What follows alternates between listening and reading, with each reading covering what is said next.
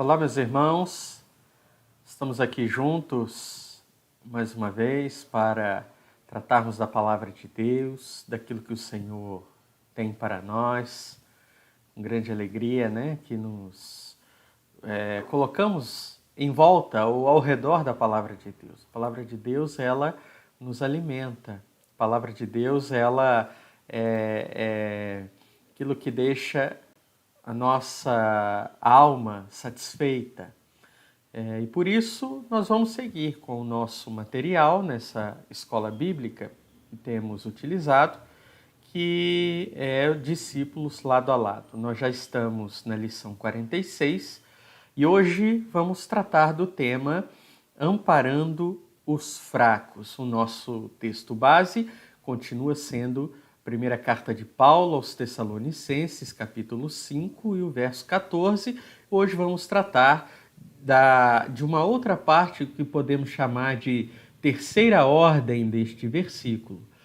O texto diz: Irmãos, nós também vos exortamos a amparar os fracos. Para que possamos dar início, eu gostaria de ler para vocês a ilustração da nossa lição, como introdução para aquilo que vamos tratar. E o texto diz assim: Aquele era mais um prédio construído na cidade. Como os demais, possuía poucos andares, mas estava pronto para ser ocupado. Em poucos dias, todas as lojas do térreo e todos os apartamentos haviam sido alugados. Porém, antes de completar um ano da construção, observou-se uma leve e contínua inclinação. Ao que tudo indicava, o alicerce do edifício estava enfraquecido e era incapaz de sustentar todo o peso. Sem muitas opções, os engenheiros decidiram continuar a observá-lo. Caso a inclinação continuasse, ele seria implodido. Após um curto período de medições diárias, verificou-se que o prédio havia estacionado. A inclinação estava interrompida. Qual seria o motivo? Será que o prédio estava seguro novamente? Depois de alguma pesquisa, verificou-se que sim, o prédio estava de pé e assim permaneceria. O fragilizado alicerce havia se apoiado em uma rocha subterrânea. Assim acontece na Igreja de Jesus. Muitos cristãos enfraquecidos encontram apoio em irmãos mais fortes e mais maduros. Eles são como as rochas subterrâneas, não estão em evidência, mas mantêm muitos fracos de pé. Tratando, meus irmãos, então, do tema Amparando os Fracos, nós veremos aqui 3 atitudes ou 3 formas que temos de ajudar aqueles que são fracos e de ampará-los. Nós vamos então ao primeiro tópico da nossa lição, que tem como título Segure. 1 Coríntios 10:12 diz assim: Assim, aquele que pensa estar em pé, cuidado para que não caia. Quem são os crentes fracos? Certamente Paulo não se referiu a pessoas fracas fisicamente, uma vez que ele estava lidando com o ministério espiritual da igreja. Paulo destacou aqueles que eram fracos na fé e não haviam se fortalecido no Senhor. Veja, Paulo não está tratando aqui de fraqueza física. Paulo está tratando de fraqueza espiritual. É certo que, em algum sentido, todo crente, ele é um fraco espiritualmente porque ele precisa do Senhor e da comunhão da igreja para progredir na caminhada espiritual. Todo cristão está sujeito à queda. Paulo mesmo considerou a sua fraqueza em 2 Coríntios 12, verso 10. Irmãos, se somos todos fracos, será que esse texto então fala de todos nós? Como os fortes irão amparar os fracos se não há fortes e apenas fracos? Entenda, Paulo está dizendo aqui de irmãos que são fracos na fé, mas são mais debilitados na fé do que a maioria.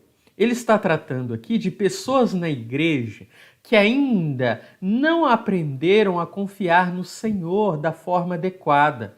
São aqueles irmãos normalmente mais novos na fé, ou então aqueles que ainda não se desenvolveram no bom conhecimento do Evangelho da graça de Jesus. Então eles entenderam o Evangelho, entenderam a mensagem, creram em Jesus, mas ainda estão no início da caminhada, ainda possuem muitas dúvidas, ainda são considerados fracos na fé, porque ainda não têm estabilidade espiritual, poderíamos dizer assim. Os cristãos mais fracos têm certo medo de sua liberdade em Cristo. Eles tendem a viver de acordo com regras e regulamentos. Como acontecia nas igrejas que possuíam membros judeus convertidos, ali os cristãos fracos evitavam comer carne e mantinham o sistema judaico de dias santos. Eles eram severos em seu julgamento sobre os santos maduros, que desfrutavam de todo tipo de comida e que consideravam qualquer dia como ordinário. Então nós vemos aqui, meus irmãos, que os fracos na fé tendem ao legalismo. Por quê? Porque nós não temos parâmetro no nosso dia a dia a que possamos comparar a graça para compreendê-la. Os fracos na fé, eles ainda estão na formação dessa compreensão da graça de Deus. Por isso, eles são fracos e tendem a cair. Sua visão de mundo permanece embaçada pela lente do mérito, o que faz com que se decepcione com irmãos, com o pastor, com a igreja, até mesmo com Cristo. A frustração em ver quebrada, em ver a quebra do seu alto padrão moral, leva sua fé ao desmoronamento. Veja, tudo nesse mundo, nós temos modelo do mérito, não é assim? Qual funcionário é contratado? É o melhor. Qual pessoa que faz um concurso público que passa? É o melhor. Normalmente você vai reagir a alguém que te trata bem, tratando ela bem. Você dificilmente conseguirá tratar bem alguém que te trata mal, digo de uma forma natural. Ou seja, a nossa realidade, a realidade em que vivemos, ela é uma realidade que nós podemos chamar de realidade do mérito. Afinal de contas, é através do mérito que a gente aprendeu a viver, não é? Tentando ser o melhor na escola, tentando ser o melhor em tudo. Inclusive pais, não é verdade? Muitos pais têm esse sentimento, querem que seus filhos sejam os melhores e fazem de tudo para eles serem os melhores. Mas a graça de Deus, ela é estranha a esse mundo do mérito. Por isso, não é fácil compreendê-la. Uma pessoa que diga que é fácil entender a graça de Deus, ou não a entendeu de fato, ou então está pensando em outro tipo de graça, porque a graça de Deus é algo difícil para a gente entender. Como pôde um Deus santo, puro e perfeito olhar para pecadores como nós, que éramos seus inimigos, e enviar o seu Filho para morrer por nós e dar a nós a salvação eterna pela fé em Cristo de graça? Meus irmãos, existe até um ditado em nosso meio que aquilo que é de graça não é bom, não é verdade? Veja, ou aquilo que é barato não é bom, né? Mas a gente sempre tem a ideia do mérito, do valor, do preço. E quando nós olhamos para Cristo, isso rui completamente. O novo na fé, ou aquele que ainda não amadureceu na vida espiritual, não compreende plenamente. Ele ainda tem a sua cabeça girando pelo mérito. Então o que acontece? Ele entra dentro da igreja, ele possui um padrão moral criado por ele, né? Ele vai dizer que esse padrão moral ele tirou da Bíblia, mas na verdade é um padrão moral onde ele aceita os próprios erros e rejeita os erros do outro, geralmente é assim. E o que acontece? Ele começa a medir os irmãos, olhar para a igreja e reparar se aqueles irmãos cumprem o padrão moral que ele criou. Quando aqueles irmãos não cumprem, e de fato jamais vão cumprir, ele então se decepciona e se frustra. Ele tende a cair, ok? Ele olha então para o irmão, ele olha para o pastor, ele olha para a igreja, ele olha para Cristo, ele se decepciona, se frustra, se afasta da igreja, se afasta dos irmãos. Esse é o forte na fé. Não. Esse é o fraco na fé. E o que ele precisa? Ele precisa de crentes fortes que o amparem. É isso que a Bíblia vai dizer. É por isso que esse crente precisa ser amparado. E a primeira forma de fazermos isso é segurando sua mão. Por isso o nosso tópico é segure, nosso primeiro tópico. Se uma pessoa está passando perto de você e tropeça, é quase que por instinto que você estica o braço para pegá-la, não é? Para ajudá-la. Isso é natural. Mas quando nós falamos da vida espiritual, não há instinto para isso. Ou você decide e escolhe estender a mão para ajudar, ou você se afasta. Infelizmente, a maioria escolhe por reter a ajuda. Mas veja, entenda que não é necessário que você se sinta forte para você amparar os fracos, porque enquanto você segura a mão de alguém, enquanto você ajuda e ampara alguém, certamente no momento em que você precisar, alguém vai amparar você, vai te estender a mão. E é assim que acontece dentro da igreja. Muitas vezes o que nos afasta de amparar os irmãos fracos é a falta de compromisso em obedecer a palavra de Deus. Normalmente é isso que acaba acontecendo. Bom, mas Paulo, ele vai nos mostrar na carta dele aos Romanos, capítulo 14, versos 1, versos 15 e 19, como podemos estender a mão. O que é estender a mão? Como podemos amparar o irmão fraco? E o texto diz assim: acolhei o fraco na fé, mas não para debater opiniões. Pois se teu irmão se entristece por causa de tua comida, não estás andando segundo o amor. Por causa de tua comida, não faças perecer aquele por quem Cristo morreu. Não deis motivo para que seja difamado o que considerais bom. Porque o reino de Deus não consiste em comer e beber, mas em justiça e paz, e alegria no Espírito Santo. Pois quem serve a Cristo dessa forma é agradável a Deus e aceito pelos homens. Portanto, sigamos as coisas que servem para a paz e as que contribuem para a edificação mútua. Irmãos, Paulo aqui dá instruções que são preciosíssimas.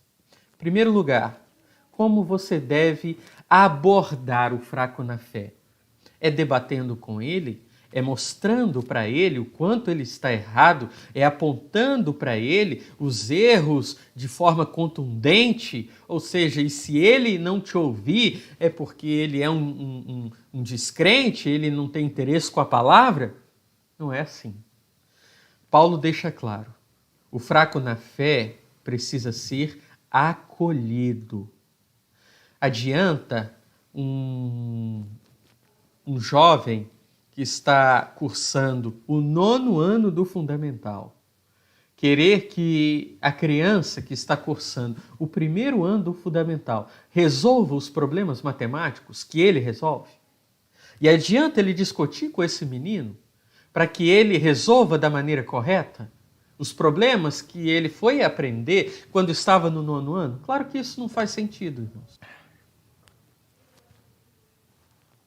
O problema, meus irmãos, é que quando caminhamos e já estamos aí um degrau acima, compreendendo melhor a graça de Deus, nós podemos ter desenvolvido no coração o orgulho ao olhar para aquele que ainda está nos primeiros passos ou ainda não alcançou aquela compreensão. E então ter disposto no coração o desejo de discutir, de debater. Ah, meus irmãos, crente que debate por causa de princípios da palavra, que ele já compreendeu, e debate com outros crentes que ainda não compreenderam, que são fracos na fé, apenas mostra a sua imaturidade espiritual e o quanto é fraco na fé. Crentes maduros, o que eles fazem? Crentes maduros, eles vivem para agradar a Deus, serem aceitos pelos homens. Eles abrem mão daquilo que é lícito realizar, mas que pode escandalizar alguém. Veja, Paulo está dizendo aqui que havia pessoas que estavam sendo escandalizadas porque alguns crentes não estavam guardando alguns dias, outros crentes estavam comendo certos alimentos. O que Paulo diz aqui? Paulo não diz aqui assim, não se preocupe com eles, continue comendo, porque Cristo declarou que todos os alimentos são puros, continue sem guardar dia nenhum, porque na verdade Cristo veio e aboliu a lei cerimonial. Meus irmãos, não é isso que Paulo diz. Paulo diz que, por causa desses irmãos, aqueles que eram fortes deveriam agir de maneira que os fracos não se escandalizassem. Veja, ele diz aqui assim, olha, pois quem serve a Cristo dessa forma, que forma? Com justiça, paz e alegria, sem dar motivo para que seja difamado, é agradável a Deus, e agora pasme, e aceito pelos homens. Paulo está dizendo que não é suficiente você agir de uma forma que você considera agradável a Deus, mas que te torne inaceitável pelos homens. É claro que os homens aqui, Paulo está falando de crentes, não é? E não é possível você agradar descrentes em coisas que você desagrada a Deus, você não pode fazer isso. Mas, ao mesmo tempo, você que tem desejo de agradar a Deus, que é forte espiritualmente, que já é mais maduro, agirá de maneira a ser aceito pelos homens, para que você não seja pedra de tropeço. Então, se há um alimento que você sabe que é lícito comer, não tem nenhum problema, mas há na mesa um irmão, e aquele irmão, ele se escandaliza se você comer aquele alimento. O que você vai fazer? Você vai confrontá-lo? Não, você vai deixar de comer o alimento. Por quê? Porque o seu desejo agora não é agradar a si mesmo, mas é agradar a Deus, sendo aceito pelos homens, sem escandalizar. E ele diz ainda, sigamos as coisas que servem para a paz e contribuem para a edificação mútua. Irmãos, qual é o princípio da maturidade cristã? O princípio da maturidade cristã é viver para a edificação do meu irmão. É me assemelhar a Cristo e é abrir mão dos meus desejos.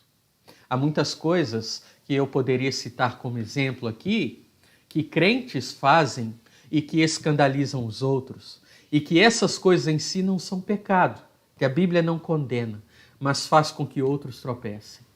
Você deve imaginar de coisas que eu estou falando e eu não vou citá-las aqui. O crente maduro vai deixar de fazer essas coisas. Vai deixar, porque o interesse dele não é o desejo próprio, mas é a edificação do seu irmão. É agradar a Deus e ser aceito pelo seu irmão. O princípio, tratado por Paulo, é baseado em acolhimento que promova a paz. Ou seja, ame ao seu irmão mais fraco a ponto de não escandalizá-lo, ainda que ele esteja errado e você certo. Não o debata, não dê motivo para que ele difame você ou sua prática. Procure ser agradável a Deus e aceito pelo seu irmão. Siga a paz e contribua para a edificação de todos, incluindo os fracos. Normalmente, aqueles que agem dessa forma, realizando coisas lícitas, mas que escandalizam o irmão e agem sem se preocupar em ser aceito pelo irmão, sem se preocupar com a edificação do irmão, também são fracos na fé e também precisam de amparo. Geralmente, jovens têm essa tendência, não é verdade? Fazerem certas coisas que, tá bom, a Bíblia não proíbe, mas que os outros vão olhar aquilo e de alguma maneira vai acabar escandalizando alguém, mas eles fazem assim mesmo. Agora, irmãos, maduros na fé, fortes na fé, não vão fazer isso. Não vão.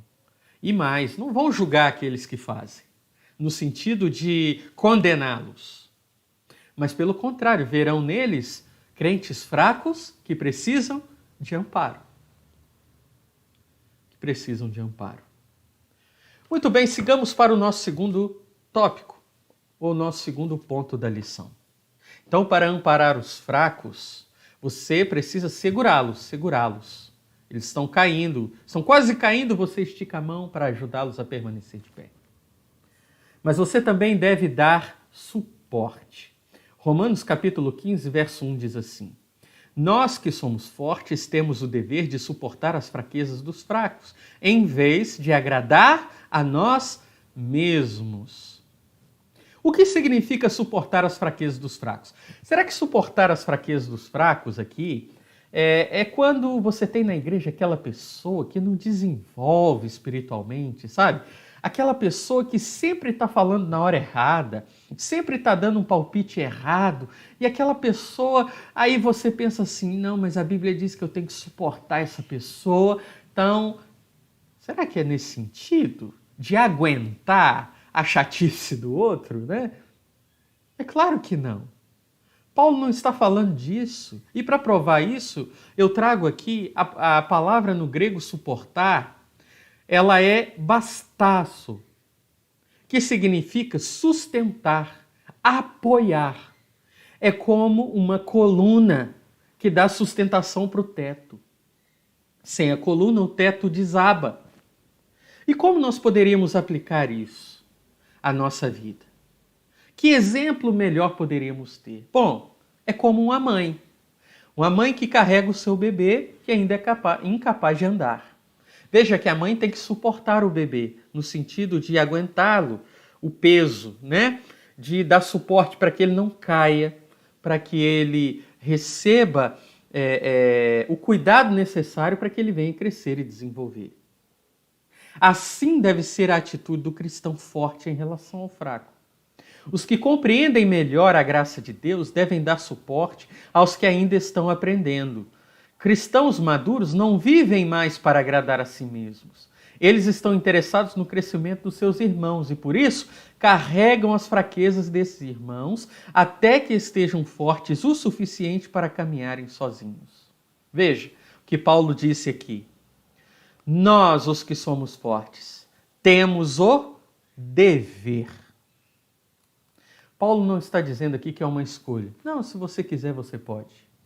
Paulo está dizendo aqui, é uma ordem, é um mandamento, é um dever. Devemos ser o suporte para os fracos, para que eles não caiam. Mesmo que para isso tenhamos que desagradar a nós mesmos. É isso que Paulo está dizendo aqui. E ele avança em suas instruções. Os versículos 2 e 3 ele diz, portanto, cada um de nós deve agradar o próximo. Ele repete, meus irmãos, 2 vezes. E quando nós temos 2 sentenças dizendo a mesma coisa, um mandamento repetido, é porque a palavra de Deus quer nos dar uma ênfase em algo que não podemos de maneira alguma deixar de fazer. Portanto, cada um de nós deve agradar o próximo, visando o que é bom para a edificação dele, porque também Cristo não agradou a si mesmo, mas como está escrito, as ofensas dos que te ofendiam caíram sobre mim. Paulo compara os maduros na fé a Cristo Jesus. Como o Senhor, esses irmãos não estão interessados em agradar a si mesmos ou a si próprios, eles visam a edificação dos demais, a exemplo de nosso Salvador. É sacrifício mesmo. Se para a edificação do meu irmão, para ampará-lo, para ser um suporte para que ele não caia. Eu tenho que deixar de ir nesse lugar, que não é errado ir, mas que se eu for, pode ser que estremeça esse irmão. O que eu devo fazer? Eu devo agradar a ele para que ele permaneça de pé, para que seja edificado? Ou eu devo agradar a mim e nem me importar com a queda dele? Paulo está dizendo, o maduro vive como Cristo. Ele foi sepultado com Cristo e ele ressuscitou para uma nova vida. Ele agora não vive para realizar os desejos da sua carne, os desejos egoístas. Ele agora vive para Cristo. Ele se assemelha a Cristo. E aquele Cristo, o mesmo Cristo, que não agradou a si mesmo e que não veio a esse mundo para desfrutar deste mundo, mas pelo contrário sacrificou a sua própria vida em benefício de todos os crentes. Ele é o nosso modelo. A esse mesmo Cristo nós imitamos. A esse mesmo Cristo nós queremos chegar na plenitude do conhecimento dele. De que maneira? Sacrificando também os nossos desejos, as nossas vontades egoístas, para que o nosso irmão seja edificado. É fácil isso? Eu sei que não é. Mas quem disse que seria?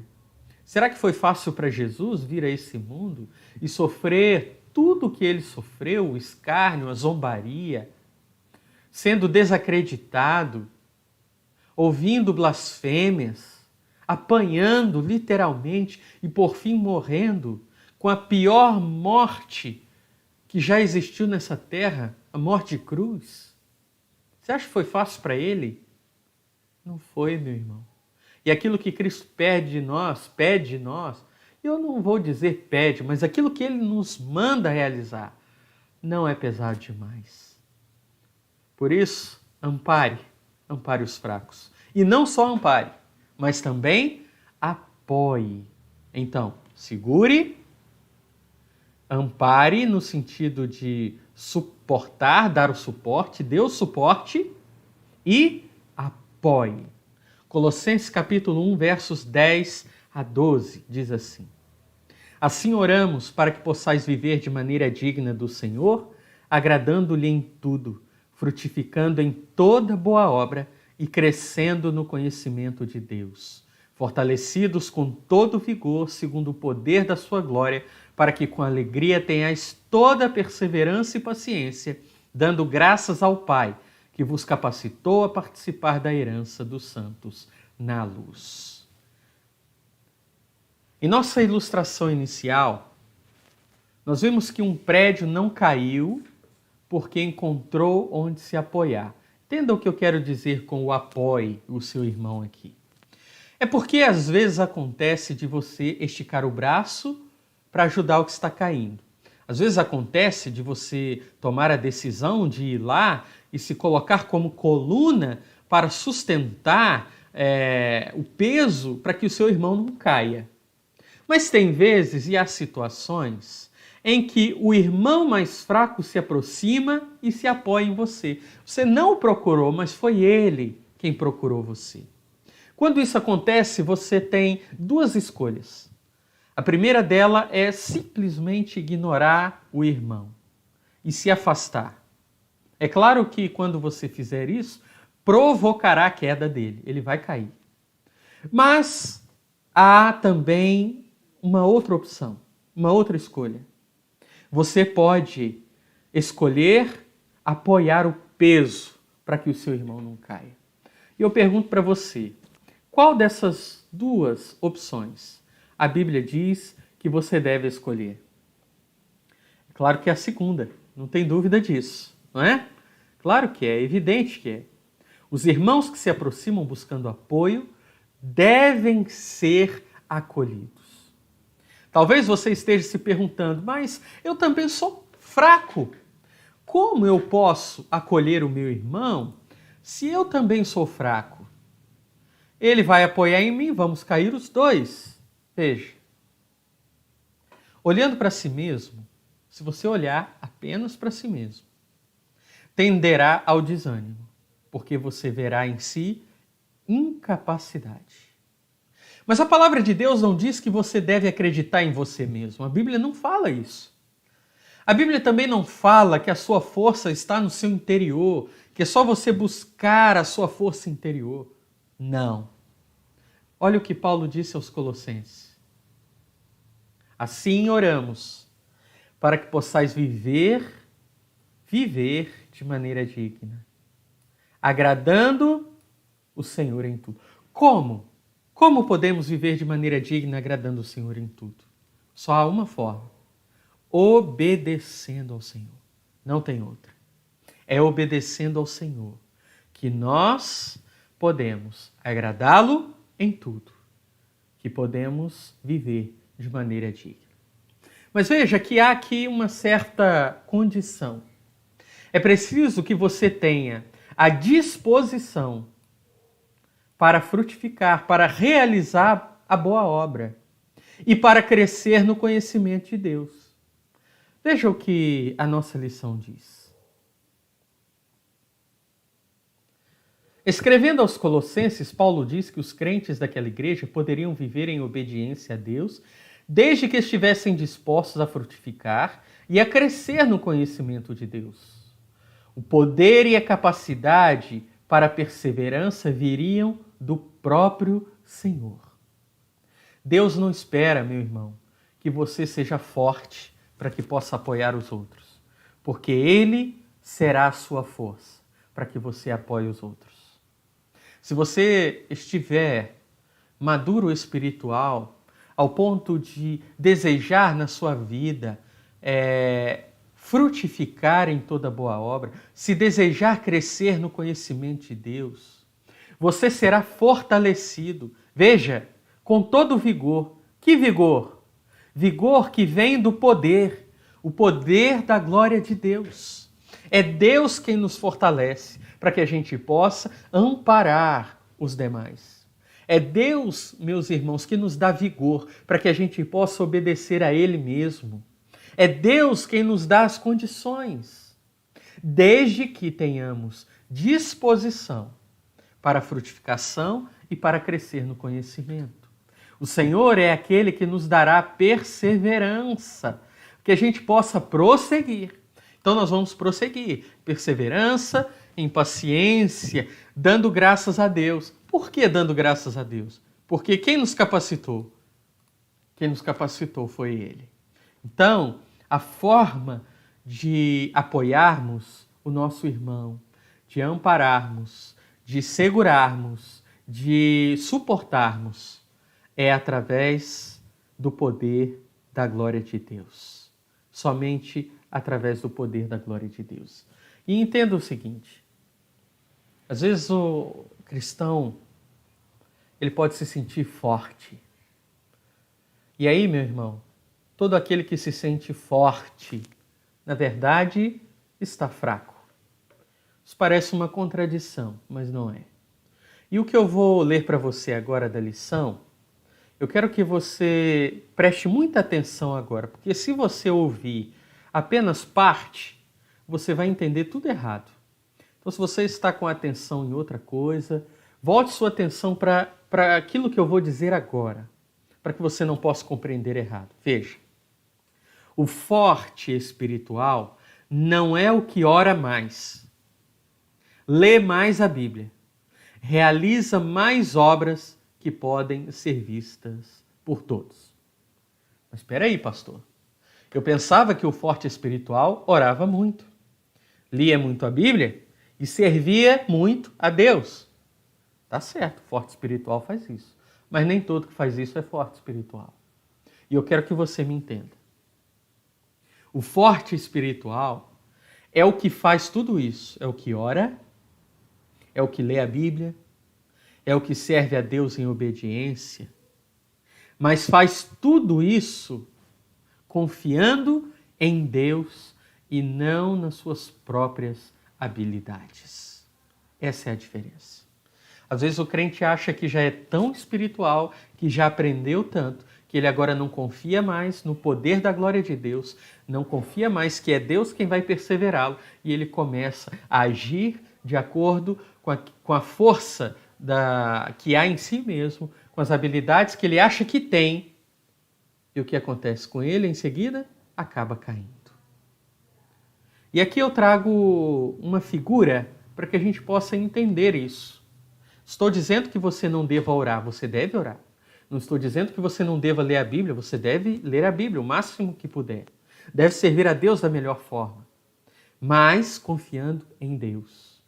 Confiando que Ele é quem vai capacitar você e não confiando em você mesmo. Pense nessa ilustração. A mão poderia se gabar com o pé por ser capaz de pegar coisas que o pé não consegue. Mas tanto a mão quanto o pé são igualmente importantes, cumprindo o propósito com que foram criados. Quando obedientes aos comandos da cabeça, ambos se ajudam. Veja, imagine que a mão resolvesse fazer tudo o que ela achasse que devesse fazer, ao invés de confiar e obedecer nas ordens que vêm da cabeça. Digamos que ela tivesse agora autonomia e ela pensasse, que fosse forte o suficiente. O que ia acontecer com o corpo? O corpo todo ia sofrer, incluindo o pé. Ela poderia, inclusive, desprezar o pé, sem saber que se o pé não a levar a algum lugar, ela não iria a lugar algum. Mas em si, mão e pé não são nada sem a cabeça. Corta a mão, corta o pé do corpo. Não servem para nada. Irmãos, quem é a cabeça da igreja? É Cristo. Nós obedecemos a Cristo, não porque somos fortes. Nós obedecemos a Cristo porque Cristo é forte. E é Ele quem produz em nós o querer e o realizar segundo a sua boa vontade. Por isso, não considere-se forte em você mesmo, porque você ora muito, porque você lê muito a Bíblia, porque você serve muito a Deus. Isso é legalismo. Entenda que se você ora, se você lê a Bíblia, se você serve a Deus, é porque Deus é misericordioso e é porque Ele tem sustentado você. E da forma que Ele tem sustentado você, Ele pode agora te usar para amparar outros que são fracos. E eu quero encerrar a nossa lição com duas aplicações.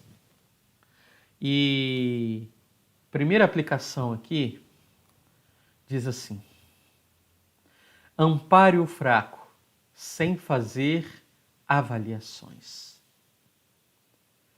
Em alguns carros de autoescola, não sei se você já viu, eu já vi, tem um adesivo na traseira do carro que diz assim: tenha paciência, você também já passou por isso.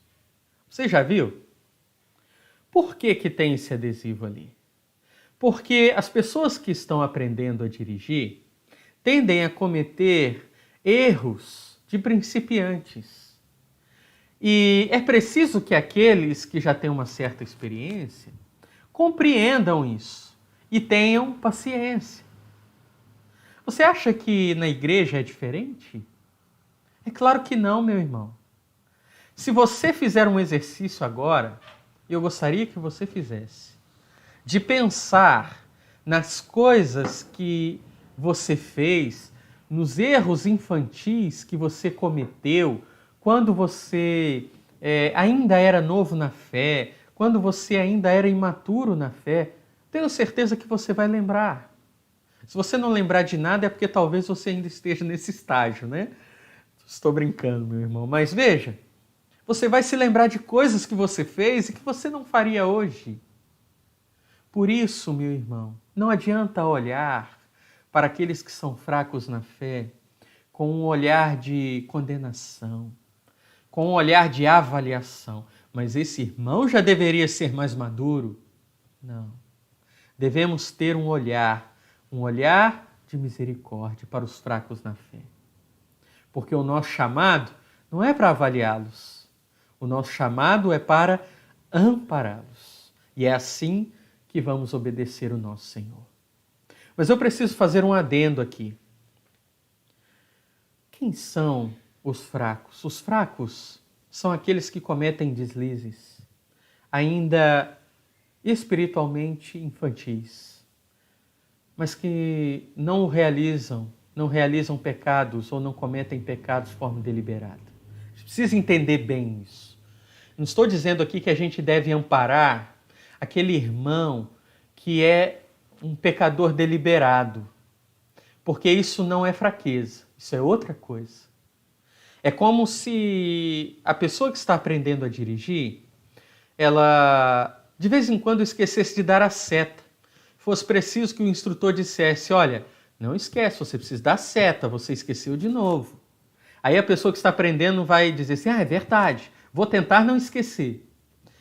Ela está iniciando, ainda comete alguns erros de principiantes, mas o desejo dela é não cometê-los mais.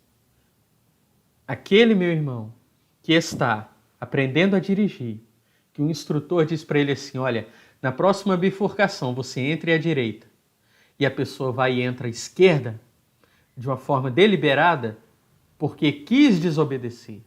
Essa não precisa de amparo, precisa de disciplina. A partir do momento que houver arrependimento, aí sim ela será amparada, tratada, cuidada, mas só após o arrependimento. A gente precisa fazer essa distinção, ok? Porque há pessoas que cometem erros de irmãos novos na fé, mas não é porque não entenderam, não é porque não aprenderam ainda, é porque desejaram e decidiram cometer aquele pecado de forma deliberada. Esses irmãos precisam de disciplina, precisam ser corrigidos para voltar ao caminho. Eles entraram no caminho errado, né, que não era o de Cristo. Tá bom? Importante esse adendo para que a gente compreenda bem. Segunda e última aplicação, e essa aplicação é para todos, para os maduros na fé, para os fortes, para os fracos. Busque a maturidade espiritual. Você já reparou como as crianças desejam crescer? Não sei se você já notou. Criança tem vontade de crescer. Elas começam a imaginar quando forem grandes, a profissão que elas vão ter, o casamento, quantos filhos elas vão ter. Não é assim? Toda criança deseja crescer. Isso é natural. Isso é saudável. O contrário é no mínimo estranho. Homens adultos que se comportam como crianças são vistos como inadequados. Nós observamos isso e pensamos, tem algum problema aí. Porque não é natural, não é saudável que homens adultos se comportem como crianças. O que a gente acha que na igreja será diferente ou que na igreja é diferente? Não é, meus irmãos. Crentes saudáveis, ou todos os crentes saudáveis, sejam eles considerados fortes espiritualmente ou fracos espiritualmente, devem se interessar pela maturidade. Isso envolve, o que é maturidade? É o desapego de si mesmo, o desapego dos seus próprios desejos egoístas, em detrimento do outro. Eu vou fazer isso porque quero mesmo. Se o outro irmão se escandaliza, problema dele. Esse é o imaturo. O maduro não. O maduro abre mão. Ele abre mão daquilo que ele desejava, para que o irmão possa ser edificado. Ele se desapega de si mesmo e se torna mais parecido com Cristo a cada dia. Agora você imagina se ninguém na igreja buscasse a maturidade. Ninguém. E tivéssemos na igreja apenas irmãos que fossem fracos. O que ia acontecer com a igreja? Todos iam cair. Não é verdade? Porque iam estar amparados em quem? Meus irmãos, é importante que busquemos a maturidade, todos nós, do mais novo na fé ao mais antigo na fé, porque nós nunca chegaremos à plenitude da perfeição de Cristo, mas nós sempre a buscaremos. Porque quanto mais nós buscarmos a maturidade espiritual, mais útil seremos para o reino de Deus e mais pessoas fortes teremos na igreja para amparar os fracos que estão chegando e aqueles que estão na igreja. Meus irmãos, que Deus possa nos incentivar à obediência a essa ordem, porque assim ele será glorificado, tá bom? Deus abençoe grandemente a sua vida, que Deus seja com você, que Deus cuide da sua família nesse tempo, permitindo o Senhor, em breve estaremos juntos na igreja, mas até lá, esteja meditando nessa palavra, pensando nas coisas de Deus e atento aos fracos na fé, para que você possa ampará-los. Que Deus lhe abençoe e até mais.